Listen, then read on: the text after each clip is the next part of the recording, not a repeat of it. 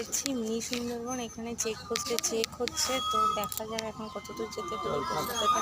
দেখতে যে এখানে প্রত্যেকের আধার কার্ড চাইছে, পোস্টে চেকপোস্টে এখানটায় থেকে বেরোতে হবে। তো অবশেষে আমরা যে যার ফোন থেকে আধার কার্ডের ফটো দেখিয়ে এন্ট্রি করলাম, তাও ৩-৪ জনের আধার কার্ডের ফটো দেখিয়ে, আর তারপরে সবার আধার কার্ডের ফোনের ফটো পেলাম। তো যাই হোক, এবার যাচ্ছি আমরা মিনি সুন্দরবন দেখতে।